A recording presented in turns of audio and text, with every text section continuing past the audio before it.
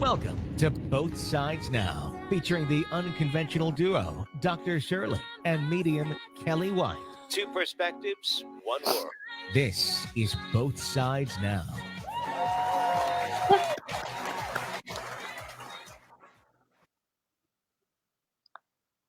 Well, hi.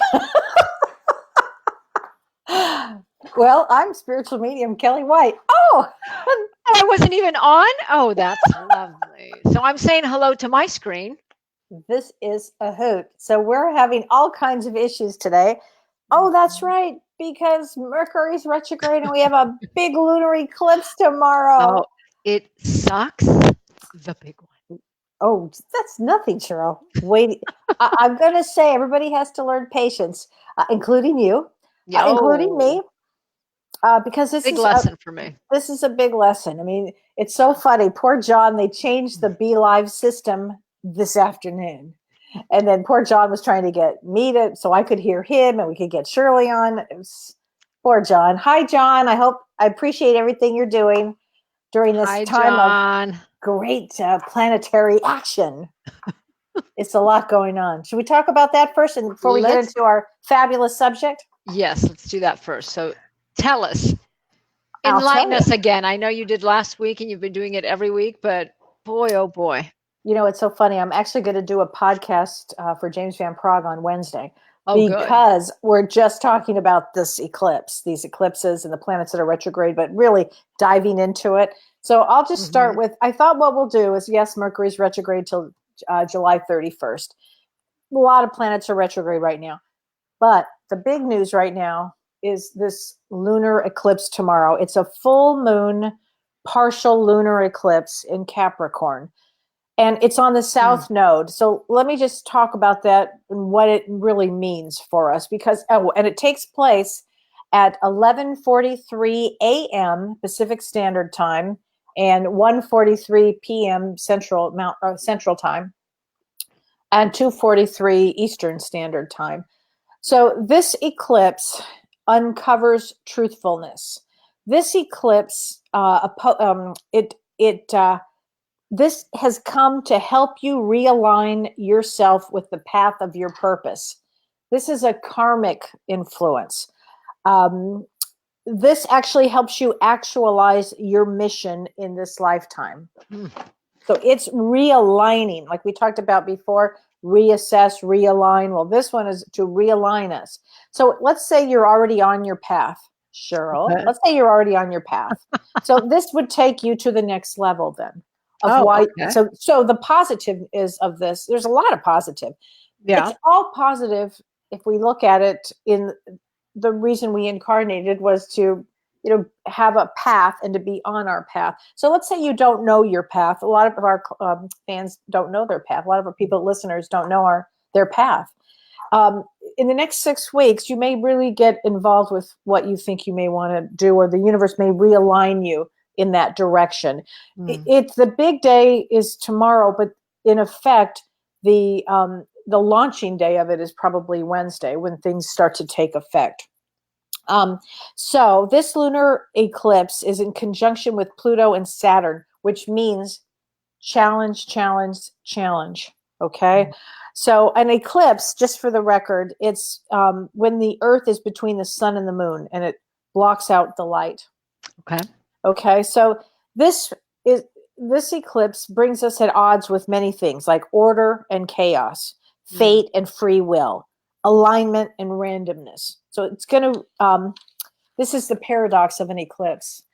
Back in the day when people were seeing the eclipses and the sun and the moon, the light would disappear. It brought great fear to people. You can imagine that it would. So it does bring out fear even to this day. What does it mean? What does it mean? It actually means that it'll, in this particular one, particularly, it brings up issues from the past, unresolved issues, repression, things that you've repressed, and things that you've avoided. Okay, so we can call this the path to liberation. I didn't say it's easy. But this brings fated events. So let me just say a few other things here. the universe has a high order, and an eclipse shows us where change is necessary. So this is really important, where change is necessary. Mm-hmm. And this eclipse shows us where we came from and then where we're going. So it's going to realign. It will shake people up. I want everybody out there to set their intentions. Do it today. It's very simple to set your intentions. Take a piece of paper, light a candle, take a piece of paper, really think, what is it that I feel like I want to do? Like, for instance, let's say you were in college and you really didn't want to go to college, but you were there. This eclipse may make you change your whole mind and just align yourself with really why you're here. You want to do underwater basket weaving. You had no intention of ever going to college. So it's that kind of a thing. It realigns everybody. So would it create a situation where something would happen that would then maybe cause you to have to leave college, and then all of a sudden that leads you to more finding your path, as an example? Or I don't know if it would create a situation. It could, but it also you may just feel, I don't want to do that anymore. What am I doing? It's not what my soul wants to do. This is about what your soul came to do. Now, having said that, the other big arena that this affects are relationships. You know, I always say that during that eclipse, always happens. Yep. And you know, you're a couples therapist. And Yes, I am. I know you are. She's really good too. Thank you. Oh, I don't like seeing couples. But anyway, people will, if they're not feeling supported in the relationship, if they're just bugged, they really have not wanted to be in it, they will get out. It's that kind of change now. Interesting. I had a message from a couple that got out. Actually, two that I personally know of were working in this week and last week. So it's no kidding. Yeah, I've heard a lot of people now separated, getting, you know, but it's funny because this is the week where they start to really get in touch with stuff. And then by Wednesday, it's what we call an action point. You're going to watch the next 6 weeks. And these 6 weeks will be important for everybody. And then whatever change has gone on, the next 2 eclipses that come up in December, back to back, that's really another forceful time of change, of great change. And that's what I'm talking about.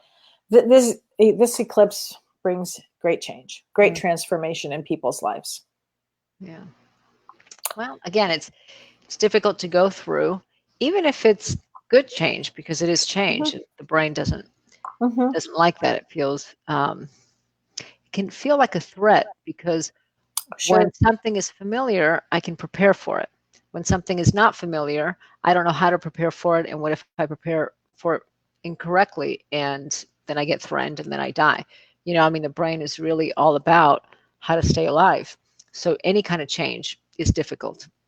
Now, is that from a left brain perspective or a right brain perspective? Well, I like the way you're just sneaking in our topic today. Yes, I am.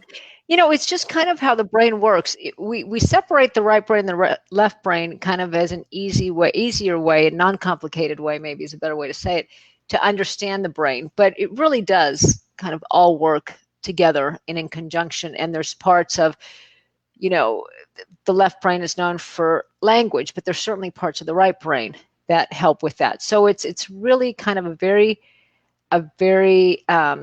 cursory and basic differentiation. So that's important to point out too. Let's get into further the discussion of left brain, right brain. Do you want to talk about what a left brain is, and from your perspective, and I'll talk about a right brain? Well, being that I'm known as an expert on the left brain, because that's who I am. Well, you know, I mean, it's funny because who was I talking to the other day?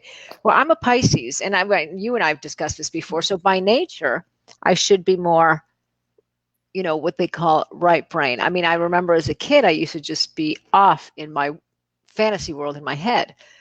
So that's more right brain. It's creative. It's non-linear. It's my dad's the engineer, though, taught me, kind of slapped the right brain out of me and taught me how to think from a left brain perspective. And I don't know if you remember, years and years and years ago, you invited me to an astrology. There's a home Oh yeah, in the Carol Hollywood Ryder. Hills, Carol Ryder. Yeah. who Major was a deal. famous astrologist, Mhm. and he willed his house to the study of astrology. So every Tuesday, they still do. They get together from 7 to 9 and study astrology. And you invited me there once.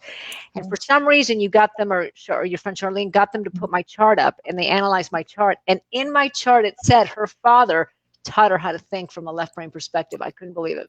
Unbelievable. In my chart, and it was these 4 astrologers who didn't even know whose chart they were reading, didn't even know that I was in the audience, and they said that. So true. I remember that. You remember? It was mind-blowing. So he taught me to think very linear. Engineers think very logically. 2 + 2 is 4. It will always equal 4. So something that doesn't, so it certainly helped me in a lot of ways, because when something doesn't make sense, I know it doesn't make sense. And so I look for what's underneath that, even if it's something emotional, anything that doesn't make sense.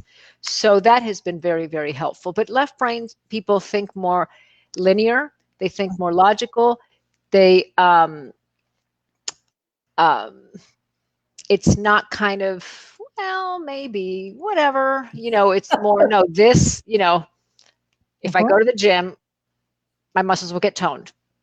And if that doesn't happen, I'm lost. I don't know what to do with myself. It's very...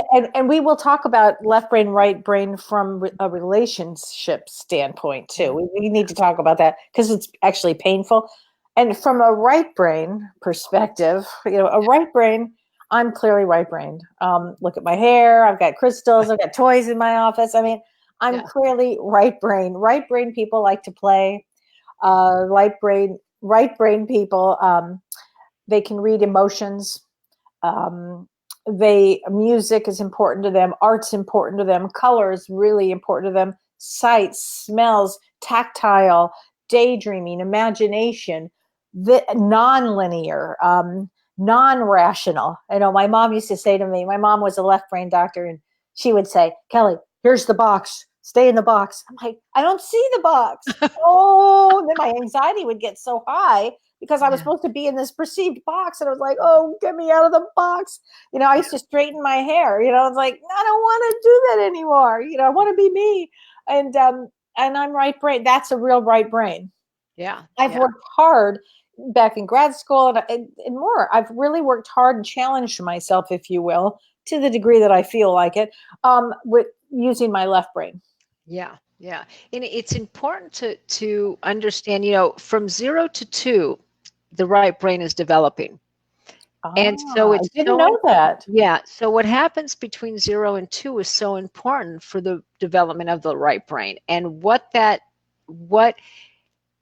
requires is, when they say you can't touch a baby too much. I mean, of course, you don't want to overwhelm the nervous system, but when you hold the baby, the infant, and the mother's feeding the baby, and the mother smiles at the baby, it lets the baby know that it exists because something is smiling back at it. Otherwise, it doesn't know, and when you smile back at the baby, then you're letting the baby know it's wonderful that you exist. Yeah. And so all that it's right to right brain communication. So it's nonverbal.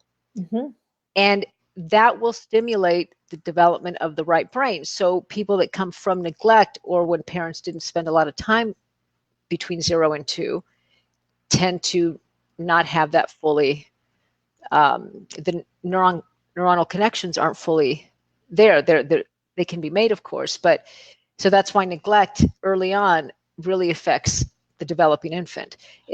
In 0 to 2 is all nonverbal communication. So does that mean if you had neglect, you'd tend to be more left brain? Well, you tend to be more left brain. From 2 on, the left brain starts to develop, which is why at 2, kids start to ask questions and start to say no, and because the languaging starts to develop, and they test boundaries. But the development between 0 to 2, the right brain development, that's a critical time. And that's why when, pediatricians are still teaching their parents to sleep train their kids, the myelination in the brain isn't there. Kids will never know how to self-soothe. Right. They just dissociate because it becomes too scary. But they don't have the capacity to learn. The idea is, they'll become too dependent. They need to learn how to soothe themselves. but it's like asking a paraplegic to walk. It's ridiculous to expect an infant to be able to know how to do that. The infant will learn how to do it based on how we do it for them initially. So that right brain development from 0 to 2 is critical. Right. Okay. Yeah. Well, let's talk about relationships with the right brain or left brain. Like, do you find couples or two left brains together? Do you find a left and a right together? Do you find two rights together? Well, a lot of the time, if we look at that, and it's interesting. I haven't done research on whether we can compare it to attachment, because I don't think they're necessarily related. But, if you have a right and a left together, if they can communicate well, then they can appreciate each other, and the left can help the right become a little bit more left, and the right can help the left, if they're extremes, right? Mm-hmm. But it's about an acceptance and an appreciation for the way you see the world, because the way you see the world is very different. Very true. Very true. Right? Yeah. The things that would bother a left brain, I could care less. Doesn't phase me. Actually, it doesn't phase me. And then, my husband is bi-brained. He's actually bi-brain. He's 100% left and 100% right. But he's really, when he's focused on that left, Yeah. I didn't notice a crystal or something underneath my desk. And I'm rolling around, on my desk, and he comes in and he says, "Did you not see a crystal? Did you not feel the crystal?" And I'm like, no, not at all. Honestly, I'm lucky. I didn't even notice the thing that he had put under my roller on my chair. So I had to really pay attention. It's painful for a left brain if they need acknowledgement, or if they need to have not rules, but guidelines, strong guidelines. With a right brain, we don't think this way. So I find that with couples, a left brain has to be really understanding and kind. Kindness is huge with right brain people to a right brain person. Right brain can hear kindness. If somebody gets grumpy, or they don't understand, and they want them to be too linear, it never will work. It's too painful. Yeah. So it's painful for a left brain with a right brain. Exactly. It's just as, it can be just as painful on the other side. When I don't, let me see, John put up the chart. When I don't understand sometimes, when someone doesn't see something, well, just like what you're describing with Dawn, it's hard for me to understand it. So with couples, we have to work really hard, and it's the assumption you're making. Did you not put that away, or did you not pick up that crystal from the floor because you don't care about me, because you can care less what I think? Or are you just really not seeing it? So let me help you. Let's be a team that works together. It's how we interpret something, or we take what assumption we're making about the other person's behavior that will always get a couple in trouble.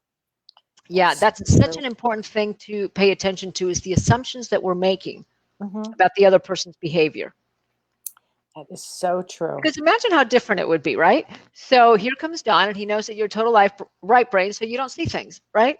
And so he would say, "Oh, look at my sweetheart. She didn't see the crystal on the floor. Let me pick it up for her and put it away so she doesn't step on it." As opposed to, "Oh, look, she knows that bugs me.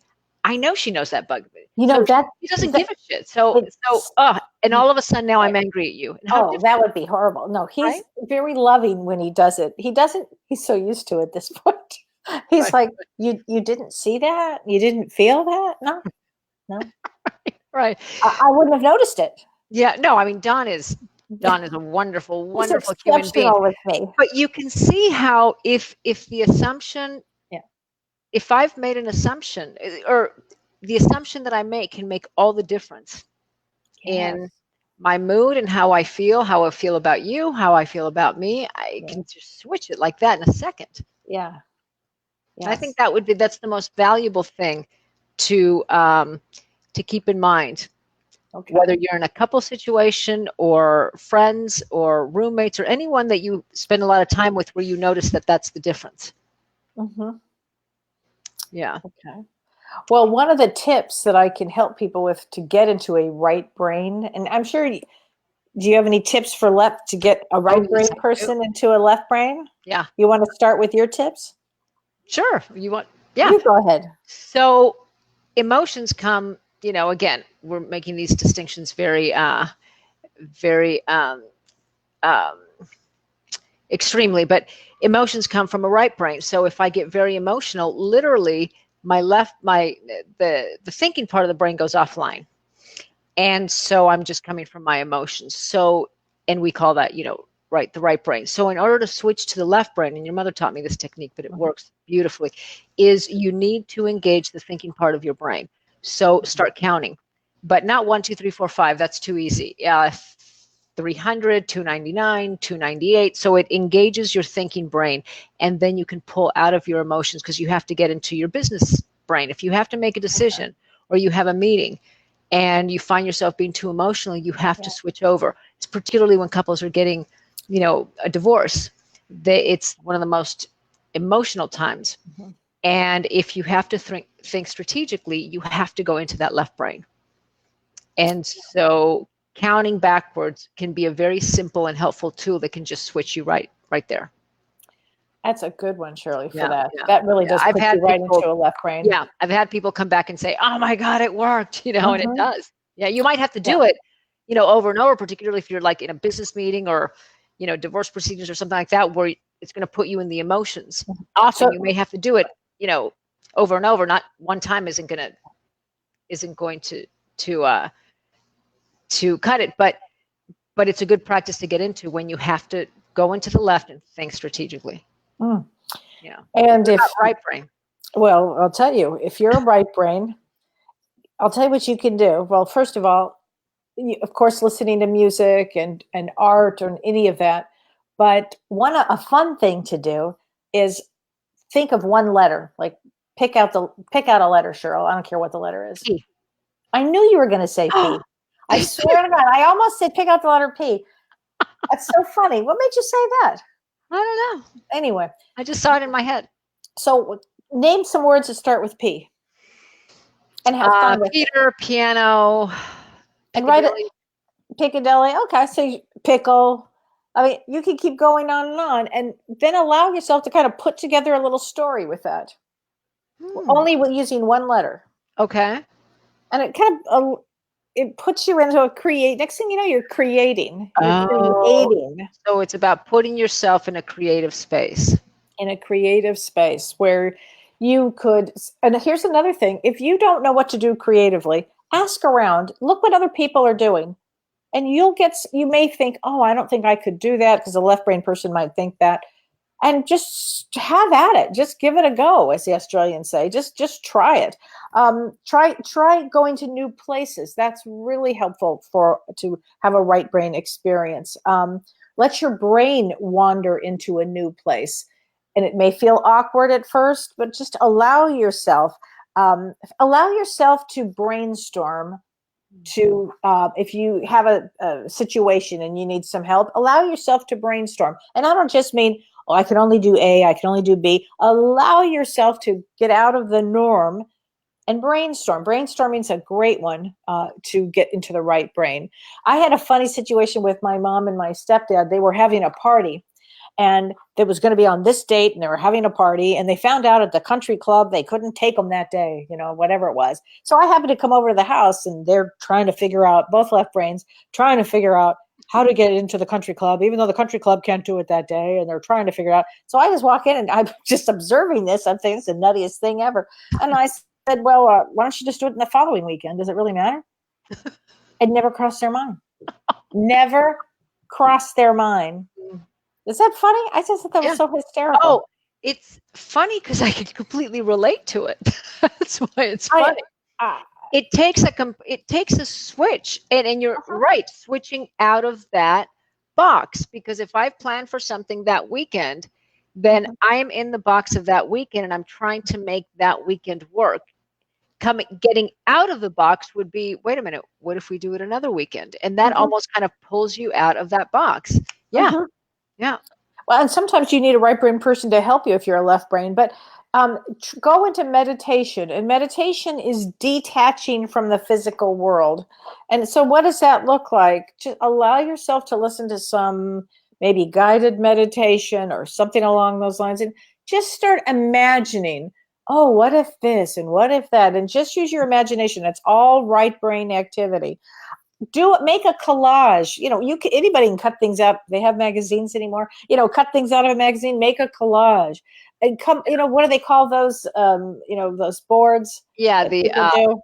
not dream boards, but wish boards, or Something like that. Yeah, make something like that. Cook without a recipe. That's one of my that favorites. is so funny, because for me, I like following recipes. Oh my God. I was an executive chef. I never followed a recipe in my life. And people would say, well, how do you do that? It was painful for me. If somebody hands me a recipe and I have to, a quarter of this, or I can't do it. See, for me, it feels safer, because now I don't have to think about it. I know exactly what to do. Now, when I'm done and I'm tasting it, I may add something that for me will taste more of the way that I like the taste. But if it tells me exactly how to do it, then great. I don't have to think about it. Well, and your homework assignment this weekend, Cheryl, is to just make something without a recipe. With abandonment. I mean, that is the best. Here's another one: sculpt. In fact, it was so funny when I was in Texas visiting my little baby grandson. We were rolling out Play-Doh, and they had these little things that you could make things out of them, like little cookie cutters. And I'm like, no, we're not using cookie cutters. Come on, let's make this and this, because I wanted to engage him in the right brain. Yeah. I didn't want to cookie stamp everything. Well, it's an important thing to do to get out of that, because even as I'm imagining what you're saying, it's like I have to push myself imagine myself pushing out of what it's supposed to look like. Like if I'm drawing, I don't know. If I'm drawing something and it's supposed to look like a certain way, then that's how I want to draw it.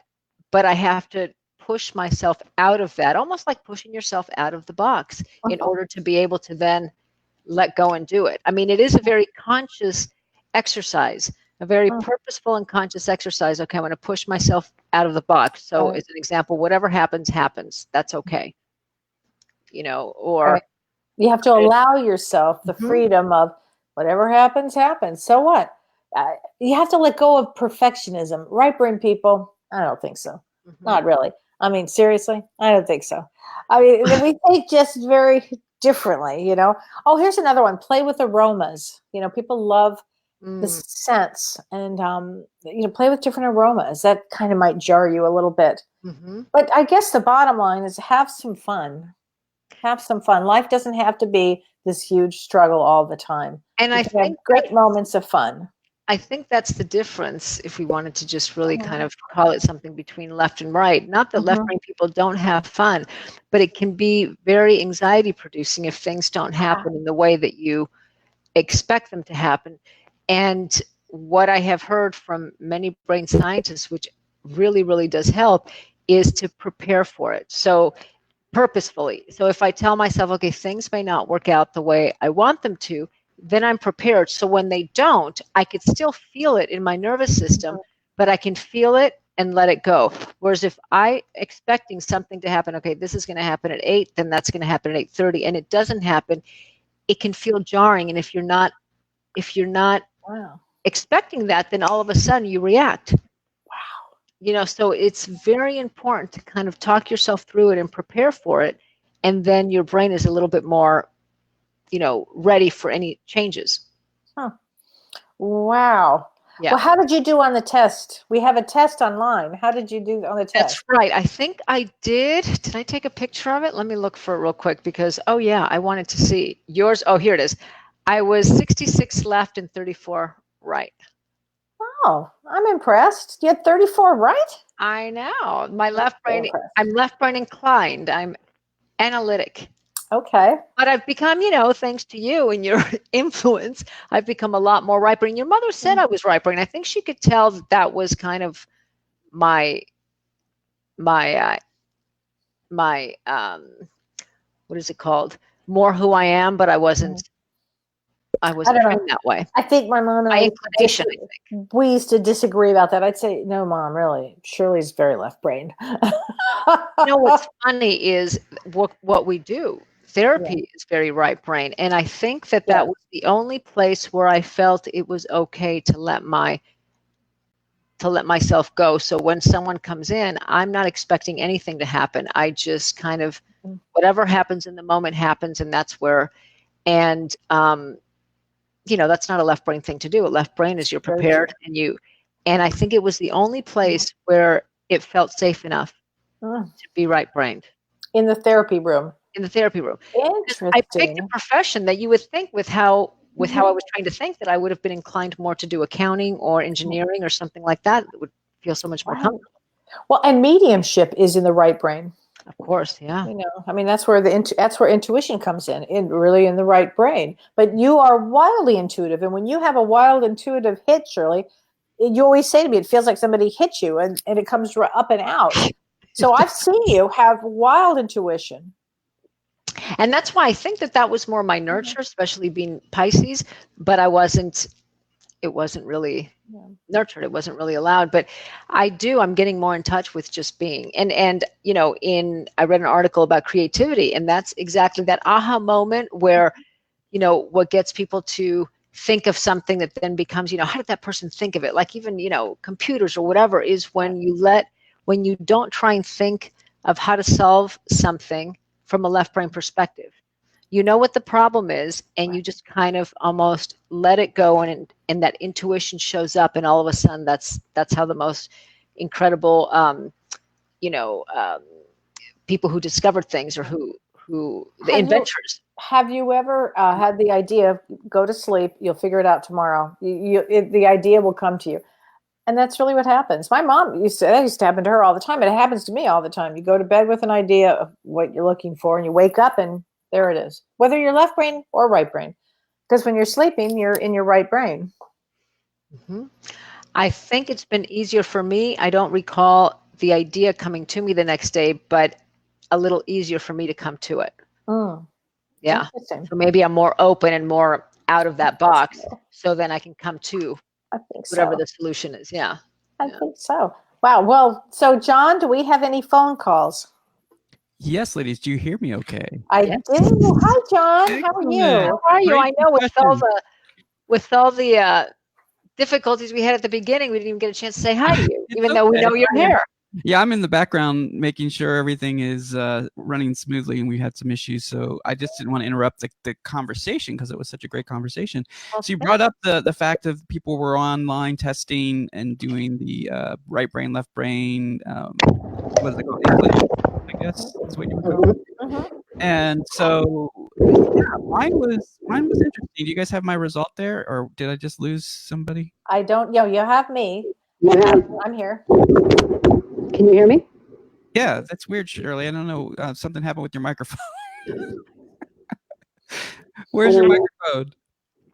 You can't hear me from the microphone? Yeah, we can hear you now. We can hear you, but now it's really muffled. I don't know what. Just pull it up to your mouth a little bit more. Okay. How's that? Much better. Thank you. Way better. Yeah. Okay. All right. Great.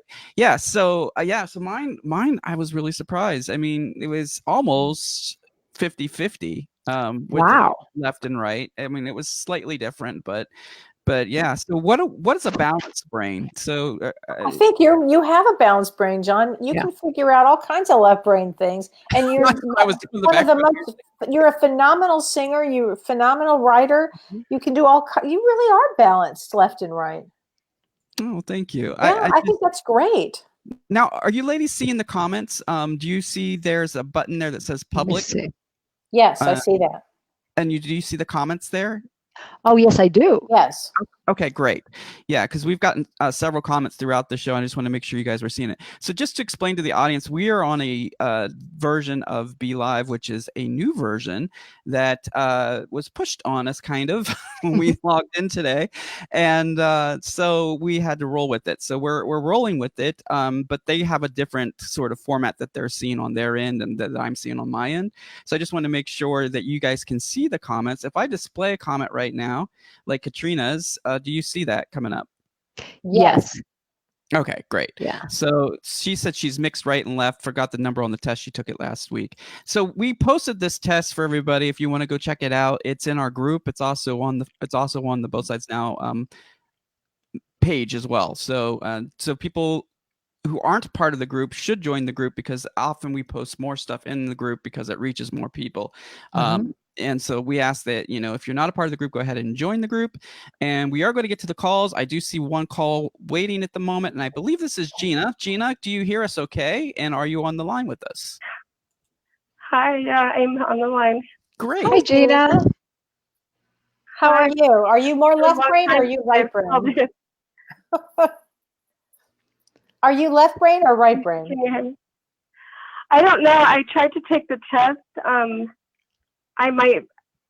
don't know. I might be like working a little bit of both. I'm thinking just because I've been sick this last year, and I'm not sure. Okay. I don't know. Gina, what's your birthday? It's June 4th, 1971. Ah, and you've been sick? Yes, I had the flu twice last year, and it just carried on from one thing to another, and I'm still sick, like off and on. I had a sinus infection. I did surgery, and then I got some other infection, and I just got off 30 days of antibiotics, and now they want to do antibiotic in the IV because it's not going away. I'm not sure what's going on. Wow. Oh, that's an awful lot of stuff going on. And you know what? Right now, there's a lot of stuff going on. Maybe you really, for sure, make sure you're getting a lot of rest, because you come in with a male brain in there. So do you work twice as hard as everybody? Yeah, that's one thing I've had to stop doing and start asking for help. Yeah, you'd have to. What I need. That was kind of hard for me to learn how to do that, but like my older kids, I need their support right now, and I don't want to go through this by myself. So. Oh, are you alone? Do you have a significant partner or? Well, I do. I have a lot of support. It's hard. It was hard to start asking. I think that's what the problem was. Because I'm used to just helping everybody else. Well, now we're at a whole time of great change, and everybody's change is what they need. So if your change is about to, you need help, and it's something that maybe your soul came in to do, to ask for help and to start getting help and working in that direction, because it won't serve you any longer, clearly, to do everything that you've been doing. I mean, clearly your body's breaking down. And so you will have learned during this period of time, and this year and the next few months, you'll learn to let go, let other people help. It's an interesting lesson, frankly. It's gotten a lot easier. It's gotten a lot easier. Good. Everybody's starting to.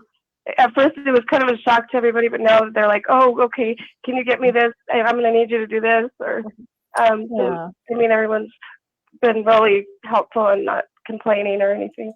Oh, good. So has it become a little bit easier to ask for help and to ask for what you need? Yeah, it has. Friday, I told my older son if he can take me to an appointment, one of my doctor's appointments, and if I'm feeling like I need to go to the ER, because I'll get short of breath and real wheezy, and I'm like, okay, I'm gonna probably need to go in, so you might have to leave work. I'll let my husband know. I might have to, but I'm not sure. I'll let you know in just a little bit, and he'll be there because I have the younger kids, so he'll it's going pretty smoothly. I'm just trying to figure out what the heck's going on and get rid of all this crap, and I have such bad allergies. It's not helping. Oh boy. Where do you live? What state are you in? Colorado. Oh, okay. Well, get some help for yourself. This is a year where we put on our own oxygen mask first. Chiron, the wounded healer, is retrograde now, which really brings us back to getting help for ourselves and taking care of ourselves. And put your own oxygen mask on first. I think you're going to see a great change, Gina, come up for the next several months. Great change. So. But it'd be good. It's good change. Good change for you. Okay? Just remember I said that. It's good change Alright. for you. And somebody had asked, uh-huh. I was just wondering if my dad's been around me at all, or I feel like he has because I'm sick. Did Right. your dad, did he die suddenly? Like, suddenly? He fell asleep. Yeah, my mom woke up and he was laying there next to her. He fell asleep. He didn't wake up. Oh boy. Wow. Yeah, he's definitely around. And I want to say he wants to help you with the boys. Wants to help. He wants to help. So he's definitely around you. And I get the name with an M, Mac or Mike, around as well. Mac, Mike, around. Oh my gosh. Corey, Michael. I had a son that we buried. He only lived a couple of days after I had him in the hospital. My dad buried him. We had a little funeral, and maybe. Yeah, that's him. Yeah, and I got chills on that. Yeah, you're very loved, honey. You're very loved, and I just want you to know that you're very loved. He loves you very much. You're still the mother. You're still his mother, and I know that you think about him. He's telling me, and he's also telling me that he's growing up in heaven. He's growing up in heaven. There's a great book to read. I think it's called Growing Up in Heaven. It's James Van Prague's book, and it's an excellent book for anybody out there who's lost children. It's a great book for that. Recently, he was here in Denver. Oh, did you see him? Yeah, I went over there. It was really good. I felt better when I left. Oh, good. Yeah, James is such a great healer. So, listen, Michael loves you. You are loved. Your dad is around with him, as a matter of fact. Okay. And who's smoking, because there's a smoker, and I don't know if it's somebody that's around you. Your dad's saying, not you, but who's smoking around you? There's smokers. Nobody's. Who's smoking? Oh, the neighbors smoke. Are they around you, or they have barbecues? And okay, just make sure you're always in clean air. Okay, always. Yeah. All right. All right, Gina. Right in the middle of taking the carpet out because I'm putting wood floors so that way I'm just trying to get rid of all anything that's picking up any allergies. Perfect. Keep working. Don't worry. It's going to get better for you. It's going to get better. Your immune system took a big hit. You've had a lot of upsetting things in life, and so now I want you to set your intentions today, honey. Today, everybody needs to set their intention of what do they want to do with how do they see their life. In your case, you want to get healing, you want to get healed, you want to feel better, and you want to have other people help you, So set that intention, because the eclipse is tomorrow in the afternoon. And so do that. All right?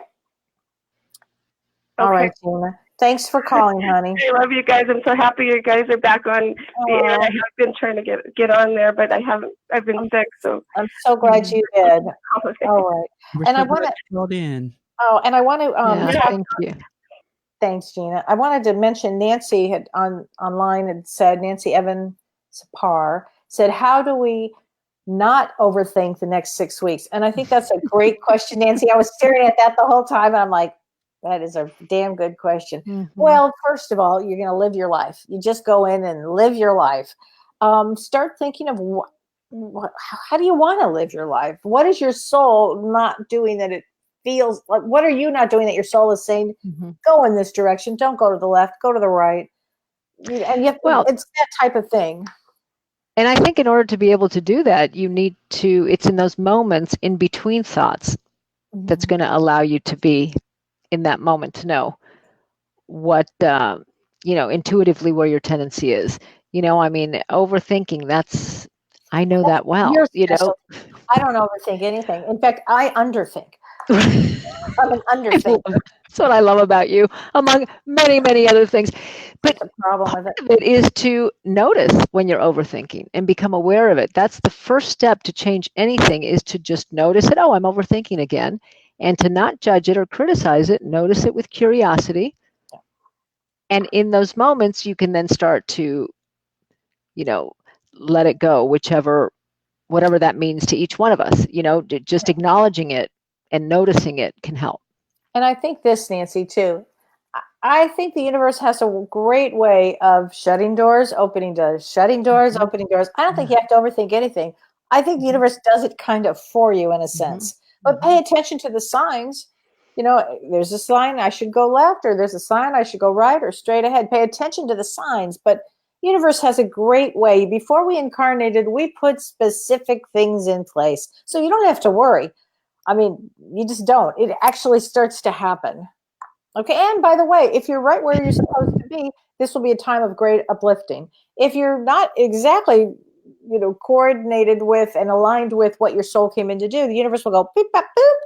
You know, in 2000, I always say to everybody, where were you in the summer of 2000? The summer of 2000, these eclipses match that. And so in my case, I had a traumatic brain injury. I'm not saying that that's going to happen to every people, you know, anybody else anymore, but you know, it changed my life, and I certainly wasn't expecting that one. Huh. But it changed it for the best. Yeah. Oh, absolutely. 20 years I've found every single time that I've said, and this is the left brain talking before the left brain even met you. Every time that I've needed something, I would just say, give me a sign. And I'll never forget one time I got 3 signs in a row of little things that just happened, like I got a flat tire. And, you know, some bothersome things, but nothing traumatic. And so I said, okay, universe, I know you're giving me a sign, but I'm not sure what you're trying to tell me. And then the next day, I went in to go see somebody, which I never would, and they had a book, Seed of the Soul, which is it's my Bible, Gary Zukav.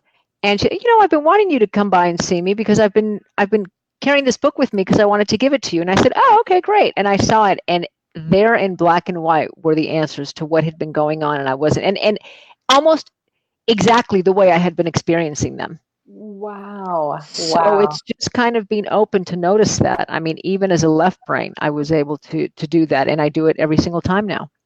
I mean, notice things like 111 or 222 or 555, 333. Start paying attention. Pay attention to all the you know, the birds or what totems that come to you. All kinds of things can come to you. The Seed of the Soul is a great book. Thank you, John. That is such a great book. Yeah.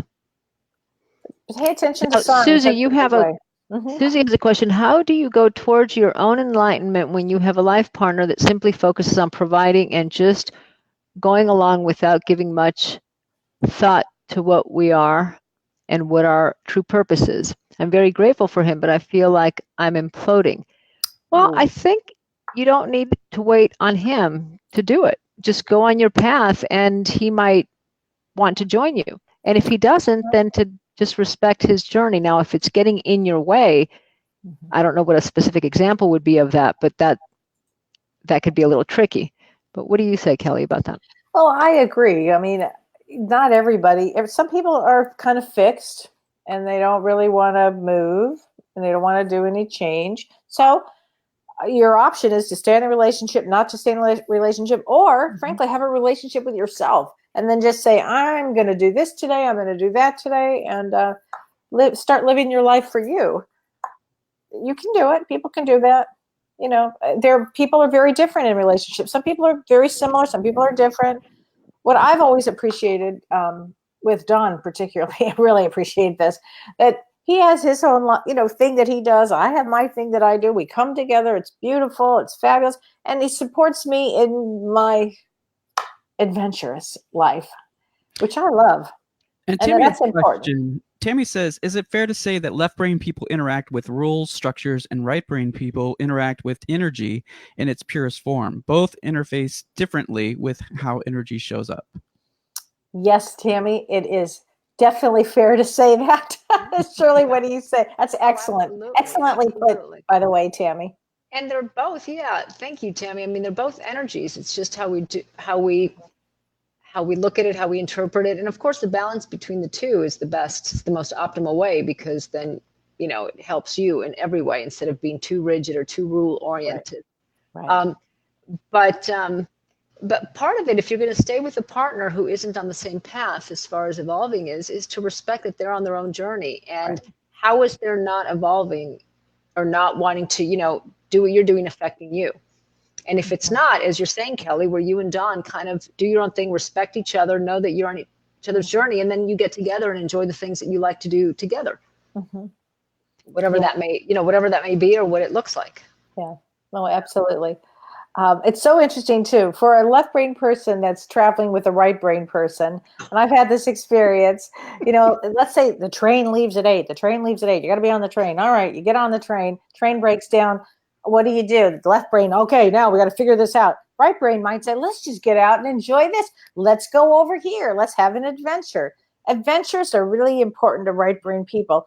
They probably scare a left brain person. But whenever I travel with James, the most fun we have is when something goes awry. Then we're like, okay, we'll go over here. We'll try this, or we'll go over there and try that. We're not going to get lost. I mean, we just keep going.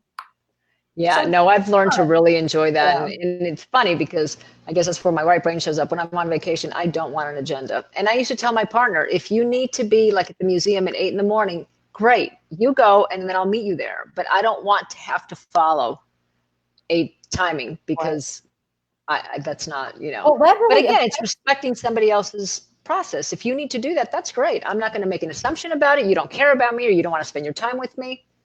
I'm not going to make any assumptions. And that's respecting each other's, So I guess process. communication between a left and a right is very important. Very Because important. one thing about you that's so great is you don't get your feelings hurt. If we're going to go somewhere and I want to do this and you don't take it personally. Oh, you go, God. you're going to do this. I'm going to do this. Okay. Yeah. Yeah. I mean, it's interesting. I think communication is really important with the left brain, right brain. Really, really important. And notice if something that your partner is doing bothers you, ask yourself, what assumption am I making about that? Right. If the assumption is they don't want to spend time with me, well, then of course you're going to be hurt and angry. Yeah. Yeah. But maybe it's not, so check out your assumptions. Hey, did you want to go to the beach all day because you don't want to spend it with me? Right. And then, respect what the answer is. But yeah, it's a lot of what gets us into trouble is the assumption that we're making based on someone else's behavior. Very true. Well, I love what Barb Higgins says. She says, learning to be grateful and thankful daily. Let the universe drive. Go with the flow. Oh, I love that, Barb. I love it. Go with the flow, everybody. And ladies, we have one more call. Let me see. Let me get that caller on the line. It looks like she just dropped off. I'm trying to get her back. Sorry about that. But Hello. Hey, hello there. This is Both Sides Now. You were holding for us? Oh, yeah, I was, but I had to go pick up my boys, but I can still hold. However, they sort of answered my question online. So I don't know if I don't want to take someone else's time up. Oh, what was your question? My question was about, having the husband that is so opposite of what I am in terms of, awakening, for lack of a better word. I mean, this sort of just started happening for me like in the last year, and it's I have a grown son who thinks I've gone off the deep end, and two 16-year-old twin boys that sort of think I'm going off the deep end, but the pull is so strong to know, because I know that there's something else, and it's so powerful that I can't not pursue it. I don't even know what it is. Your soul. Your soul knows what it is. Calling, and I'm sorry? Your soul knows what it is. Yeah, I wish it would tell me. Yeah. Well, the fact that you know that you have a drive, you get a pull into something. You may be the one in your family that wakes everybody up. They're on their own time, but your soul, you're waking up. Bravo, good for you. And I know what it's like to be the first one, and everybody thinks you've gone off the deep end. I don't think people think I'm off the deep end now, but it took me several years to get there, where people thought that probably. Yeah. Right. Well, most of my family are Christian, and I was and am sort of, but now in a different way. I see things totally different than I did just even a year ago, simply because I had some things happen to me, and so it's really difficult, because it's like swimming upstream or downstream the wrong way, swimming the wrong way when everyone else is going in a different direction. And anyway, but like I said, the pull is too strong. Yeah, I think what might be helpful is to remind people to respect that you respect the way they think, and to ask for the same thing back. It's hard when you're trying to break out of, very kind of boxed in thinking. And unfortunately, I think that that's part of what religion does, is it doesn't nurture curiosity and thinking outside of the box and questioning things. And for some people, that helps them feel, contained, and that's wonderful. And for some other people, it's not. So in part of that communication, I would just remind them, I'll respect the way you think. Please respect what I'm, exploring. Evolving into, actually. Yeah. Yeah. Because it is evolving. Absolutely. Yeah, it is. Yeah. Okay. Well, ladies. thanks for you so much. calling. Appreciate you guys. Oh, Thank thanks so you. much. That's very sweet. Okay. Bye, ladies. Bye-bye. Bye-bye. So we have come to the end of the road. There's a song. There is? Yes. Isn't there, John? Voice to Men. Yeah, there it is. Voice to Men. That's what it is. Oh, I love that song. It's a beautiful song. Because I think that's what's kept my right brain from, wilting all the way is music. I think you're right, My whole Shirley. life. Yeah. And that's improved your right brain too. Yeah. I think it's improved it, and I think it allowed it to not wilt and dry up as a kid. Yeah, I think so too, Shirley. So thank you so much for listening, everyone. We really appreciate it. And we will see you next week. Thanks, everybody. Take care, everyone. Stay strong. Bye. See you next Thanks, week. John. Join the group. Oh, I should tell everybody before I hang up, I'm going to be on James's podcast Wednesday. That's right. What? How do they go on it? Is it through Facebook Live or is it what? We'll post it on both sides now. Okay. Actually, no, it's not Facebook Live. It's something I don't know. Oh, it's recorded, right? And then he releases it. I think so. Straw something? Yeah, Straw Hat. Can they listen to it live though? I don't think so. I think everything is recorded and then it's released as a Oh, podcast. okay. It's it's a little different than a call-in show. Okay. All right. Yeah, he does the Hay House call-in show on Tuesdays, though, I believe still. Right. Yeah, this isn't for Hay House. I've done that. This is another one. Yeah. So, cool. All right. Well, like I said, please join our group and post your questions there. Any follow-up to the show, and we'll do our best to answer. And we thank you for tuning in. Take care. Bye. Thank you. Bye.